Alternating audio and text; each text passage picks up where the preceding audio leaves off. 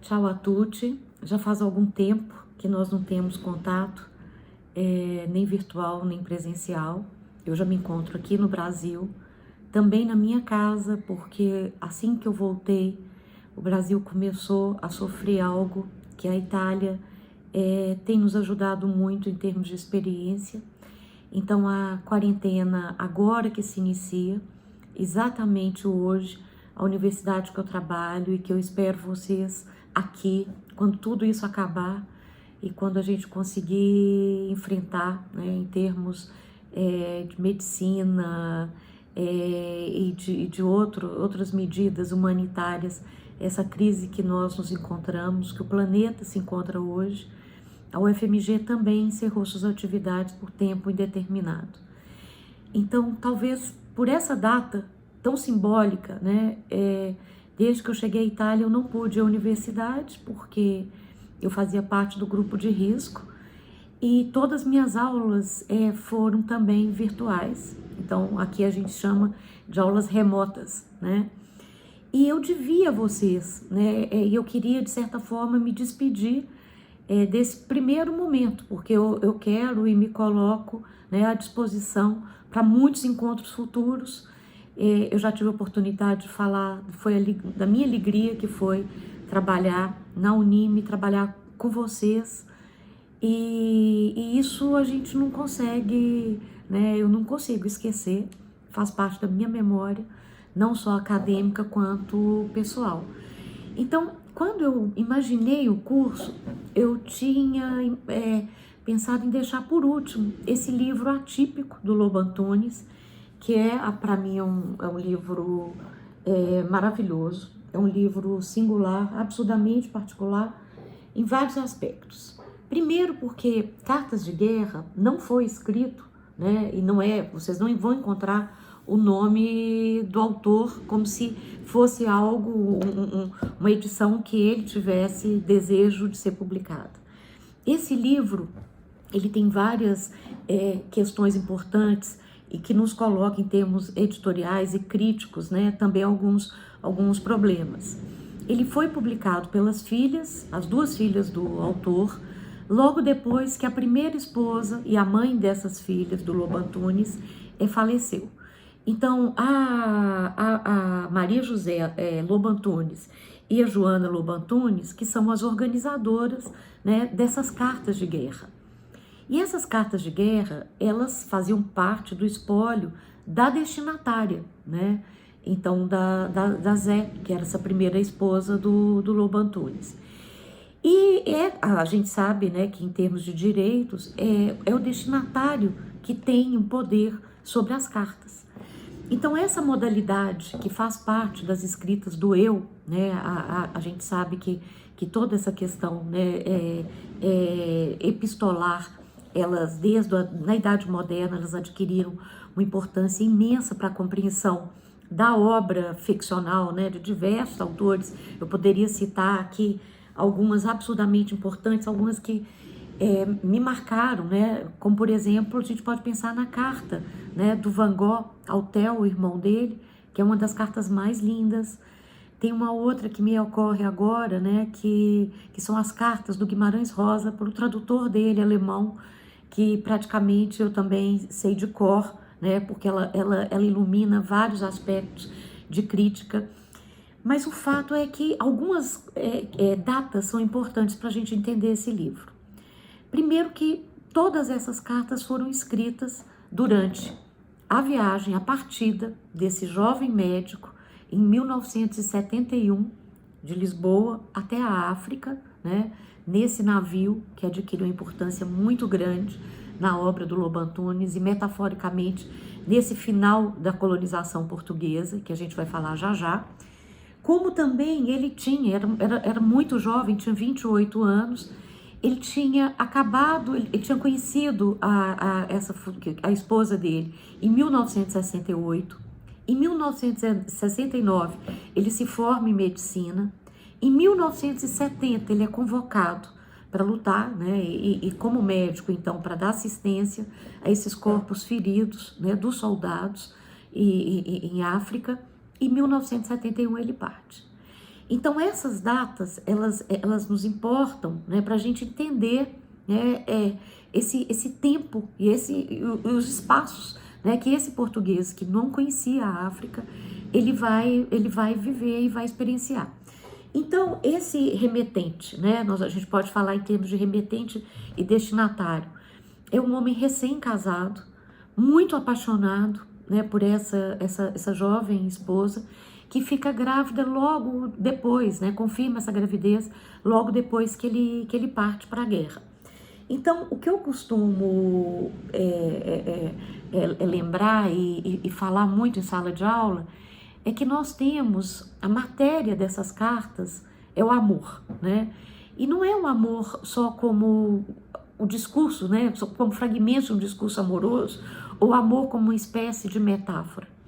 Para mim, essas cartas, elas colocam muito mais essa possibilidade do amor ser esse intermediário entre duas pessoas, então dois seres muito diferentes, um homem e uma mulher, como todo amor, né?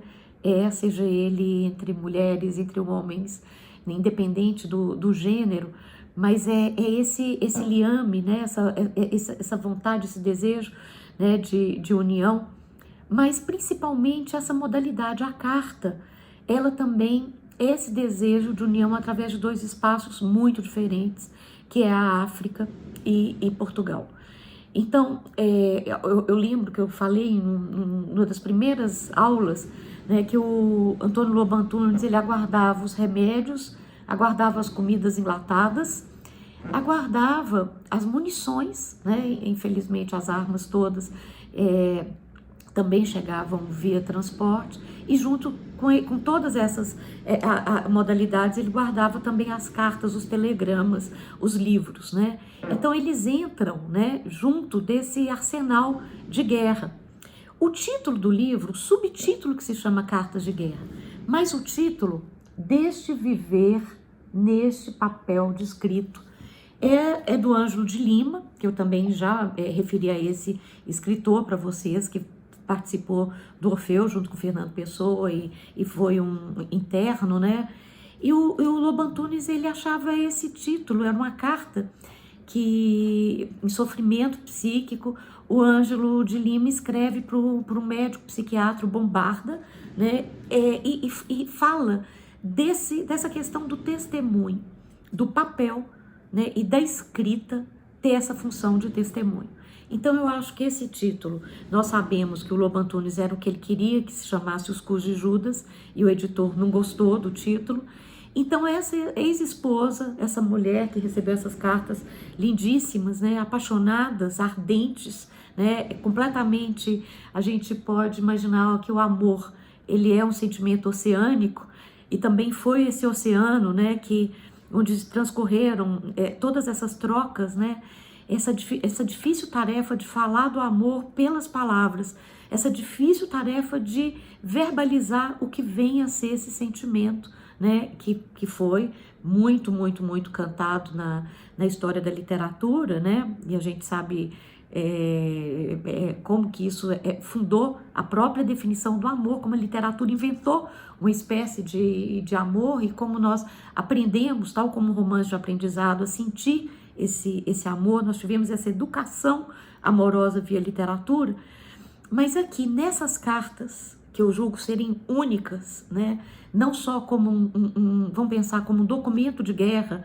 mas pela capacidade de tentar escrever sobre o desejo, né, esse desejo de um homem, né, vamos pensar aí de um homem no sentido mesmo, né, de ter uma libido masculina. São cartas que têm essa libido, que são muito diferentes, né, de uma ternura, ela tem uma sexualidade absurdamente marcada e masculina, mas nós temos aqui, né, uma dinâmica que eu acho importante também apontar, que é algo que beira uma idealização, né, dessa figura, dessa mulher que o ama e que, de certa forma, é uma âncora para que ele não morra, né? Então essa família que vai construir a essa distância imensa, mas que vai ser algo que vai fornecer essa ancoragem, esse desejo de adiar a morte, né? E de ter algo possível, né? Algo concreto para o retorno à casa. Então eu acho que funciona muito bem nesses aspectos, né? Se a gente for pensar, que essas cartas elas têm então uma política da paixão, mas também uma política de sobrevivência, né? Isso eu acho muito, muito importante a gente marcar. E sobre o título, né, do livro, eu gostaria de só lembrar, porque a gente, na página 237, quando for possível vocês terem acesso, né, à biblioteca, peguem e vejam as fotografias que são lindas. Ele disse, o Lobo Antunes, ele estava em Chiume, 12/7/71. Entretanto, a história parece definitivamente empanada, a história que ele estava naquele momento escrevendo. A gente não sabe se é Conhecimento do Inferno, são os Cus de Judas. Eu tenho dúvida entre esses dois porque eles se misturam em vários aspectos aqui. Raios apartam, mas que posso eu fazer? Que bonito é, deixe viver aqui neste papel descrito. Então isso é uma das cartas de 1971, em que a gente imagina que deva ser mais os Cus de Judas, por ele ter durante muito tempo falado que era o título que ele queria dar a esse romance. Então, vamos imaginar que apesar de serem cartas absolutamente amorosas, em que a gente percebe em alguns momentos algo muito parecido com o Cântico dos Cânticos do Antigo Testamento, que é esse homem que canta, mas nunca encontra essa mulher, ela é sempre ausente. Quando ele procura, né, essa mulher, e ele consegue sentir sensorialmente os cheiros, ele vai falar disso, ele vai falar do corpo, né, ele vai presentificar essa ausência o tempo inteiro, mas o que se coloca nessas cartas é que o amor é falta. Então, essa dimensão, né, o Lobo Antunes, ele vai, né, trabalhar, né, então é uma falta, não só uma falta física, né, essa falta dessa presença, por ele estar muito distante, mas mesmo se tivesse, né, nessa proximidade dos corpos, quando algumas vezes eles se encontraram nas férias, essa esposa foi, ele conheceu a filha, né, numa dessas idas, a esposa adoeceu, teve que ser internada, mas mesmo assim, o amor, então, ele sempre, ele tem essa dimensão de falta, e que é algo absurdamente recorrente, né, a gente pode pensar na obra inteira do Lobo Antunes.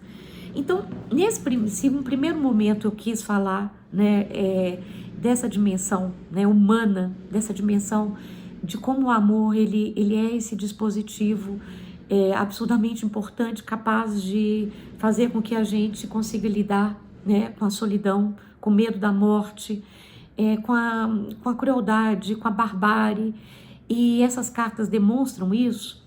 Eu queria agora, numa espécie de um segundo momento da minha fala, dizer que nem por isso, né, por serem cartas de amor, elas não deixam de falar sobre o que o Lobo Antunes, e a gente viu no laboratório, em todas as aulas, como a obra do Lobo Antunes, ele vai ter nessa importância imensa de reflexão sobre o poder e principalmente o exercício fascista do poder.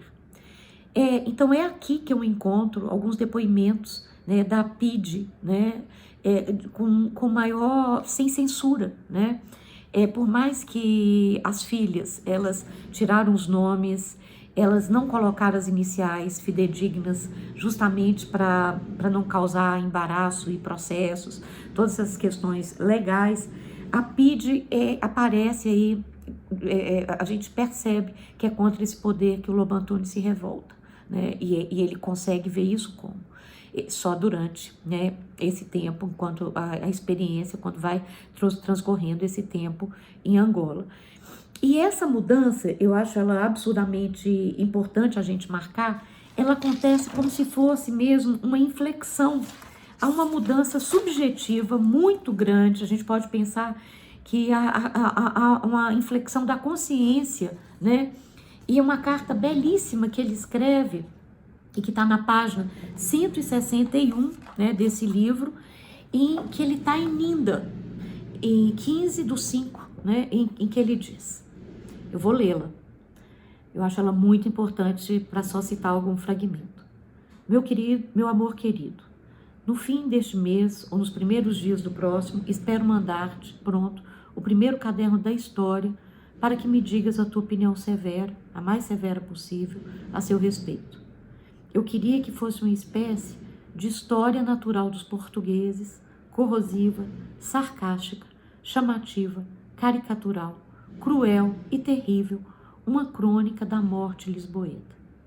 Tenho 28 anos e não me posso dar ao luxo de continuar a escrever porcarias. Esse primeiro caderno foi feito e refeito vezes sem conta e é definitivo. Se não valer a pena continuar, diz-me rapidamente para eu não perder mais cera com tãos ruins defuntos. Começo a compreender que não se pode viver sem uma consciência política da vida. A minha estadia aqui tem me aberto os olhos para muita coisa que se não pode dizer por carta. Isso é terrível e trágico. Todos os dias me comovo e me indigno com o que vejo, com o que sei, e estou sinceramente disposto a sacrificar a minha comodidade e algo mais se for necessário, pelo que considero importante e justo. O meu instinto conservador e comodista tem evoluído muito e o ponteiro desloca-se dia a dia para a esquerda. Não posso continuar a viver como tenho feito até aqui. Espero que o caderno te agrade. Não sei de quantos precisarei para acabar essa bombachada. Se não estiver realmente muito bom, não me desiludo sequer. Claro que escrever é realmente essencial para mim. Mas bolas, tenho orgulho suficiente para não exibir os meus cagalhões em público, nem ter vontade disso sequer. Dentro de 4 meses, iniciarei a minha viagem para Lisboa, tomando o Norte Atlas para o Luso. 100 dias ainda a olhar o umbigo e a chana e a ter frio. O que me custa isso? Tenho pensado bastante em tomar. Se um dia tivermos dinheiro, havemos de comprar lá uma casa no meio dos pinhais para o verão. Como me apetece poder viver sem uma espingarda à cabeceira. 11 dias ainda no Ninda, após o que deverei partir para o Ciúme, onde a vida é mais aborrecida. Hoje, sábado, estou de volta à espera de um avião com correio que já não deve vir. São 10h30 da manhã, o que já é tarde. Há mais de 10 dias que se recebi a sua última carta. O que se terá passado durante esse tempo? Dentro de menos de um mês, a criança. Não te esqueça de me apresentar no aeroporto. Espero que a casa te agrade e não te obrigue a grandes andanças e cansaço. Tens de ter de poupar agora. E não te importe de estar engorda. Gosto de ti rechonchudinha, com bochechas e grande rabiosque. Muitos beijos do teu marido Alves, Antônio. Então, essa carta, né, como todas as outras, que mesclam o amor a essa experiência, né, de testemunho, que ele vai colocar para si mesmo, mostra, a meu ver, esse ponto de viragem que vai marcar a obra indelevelmente do Lobo Antunes. Então, o nosso curso, Ler a Contemporaneidade, nesse momento que nós estamos vivendo, esse momento tão difícil, né, com essa pandemia, eu acho que esses momentos ásperos, né, que nos colocam uma tarefa, né, palavra cara, Walter Benjamin, e que vocês também já devem ter notado que eu usei muito recorrentemente no nosso curso, a escrita pessoal, ela se cruza com a escrita coletiva.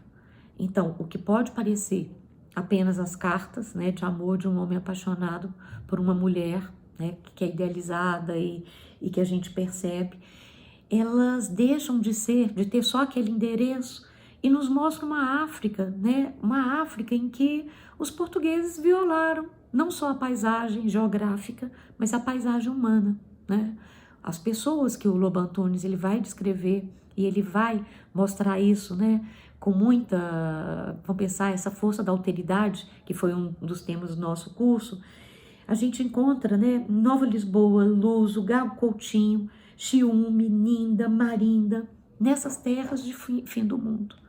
Então, quando ele despede da Zé, a maioria das vezes ele fala até ao fim do mundo.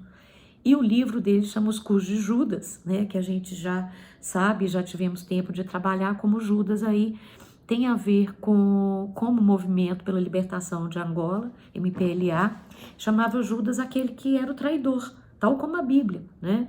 Então, aquele que traía o movimento, e Judas aí no sentido, né, da traição. Então, tem uma frase que eu gosto muito numa das cartas, em que ele já nem se sabe mais português, ele fala assim: eu vi há tanto tempo cortinas, cálices, mulheres brancas e tapetes. Então, é isso que eu estou colocando como uma espécie de desterritorialização, né, territorial, né, é óbvio, de espaço. Acontece isso em termos subjetivos, em termos dessa, né, mudança que acontece com o Antônio Lobo Antunes vamos pensar com esse remetente dessas cartas. Então, a descrição da África, a meu ver, é aqui que eu encontro as melhores descrições, né? Então, por exemplo, e ela vai mudando, a África vai alterando à medida em que ele escreve Prazer. Na página 29, ele diz: isto é o fim do mundo, pântanos e areia, a pior zona de guerra de Angola, 126 baixas no batalhão que rendemos, embora apenas com 2 mortos, mas com amputações várias. Minas por todo lado, a Zâmbia quase à vista, um clima com amplitude térmica de 30 e tal graus. E minha vida vai encher-se de aventuras arriscadas. Em princípio, ficarei aqui 4 meses e irei semanalmente de avião a César e Muzuma, onde há 2 pelotões deslocados.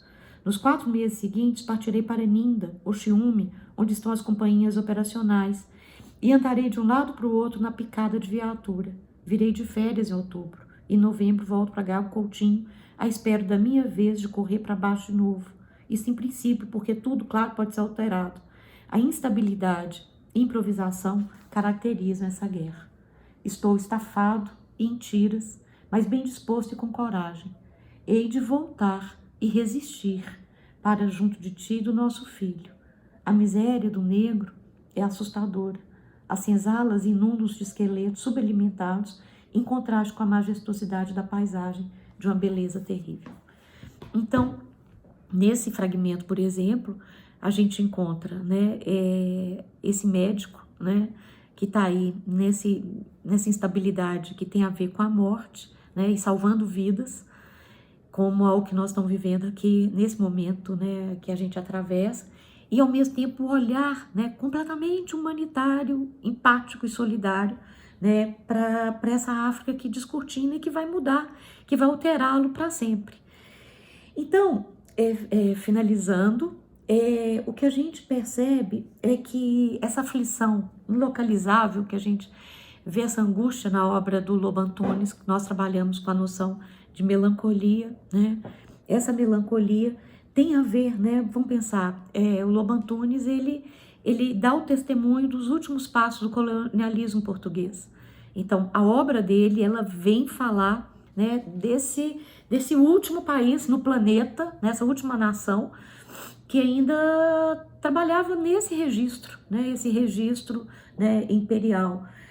E esse barco, né, que de certa forma leva a morte de Portugal para a África, porque Portugal mesmo, né, a gente percebendo que Salazar ainda tinha uma força muito grande, já estava em frangalhos, né, esses corpos todos que ele tem que costurar, essas pernas todas amputadas, esses braços, esses amigos que comiam com ele, esses colegas que dormiam com ele, que viviam com ele, e ele vai, né, ali como testemunha e dando as baixas, as perdas e as mortes.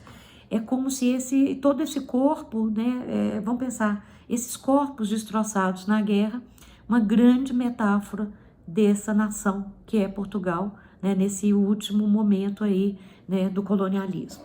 Eu gostaria de sugerir para vocês a leitura desse livro, que para mim é uma referência, uma das melhores reflexões sobre Portugal e sobre essa literatura colonial, que é da professora Margarida Calafate Ribeiro.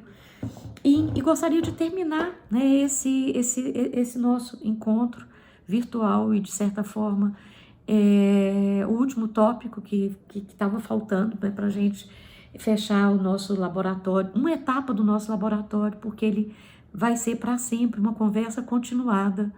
Eu acho que a cátedra Lobo Antunes, ela está começando, ela está iniciando, e a gente vai trabalhar muito juntos. Eu eu não consigo parar de pensar, né, nos projetos futuros e em tudo que nós vamos fazer juntos.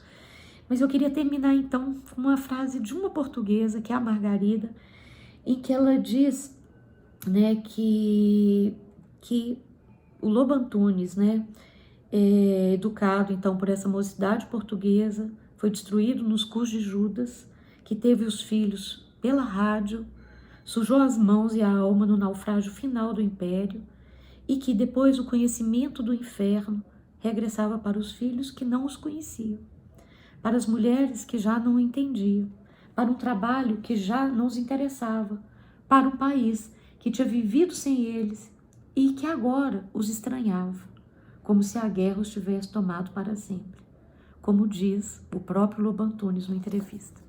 Cito o Lobo. Depois de 4 anos de ausência, ao voltar e ver a minha filha que deixei com 2 anos, quando disse-lhe, papá, ela apontou para uma fotografia minha. O seu pai era um retrato. E para além disso, havia os mortos, os casamentos destroçados, os amigos envelhecidos. Voltávamos do horror, o mundo tinha mudado, não nos conhecia. A sorte é que nós podemos conhecer essa história através, né, da literatura, através da obra do Lobo Antunes. Arrivederci. Tchau a tutti. E agora a gente vai conversar via e-mail. Estou esperando o trabalho de vocês, né, e junto com o Vincenzo, nós vamos dar um feedback, vamos dar um retorno de todas as recensões, de todos os textos que vocês construíram a partir dessas reflexões. Um abraço imenso aqui de Belo Horizonte, do Brasil.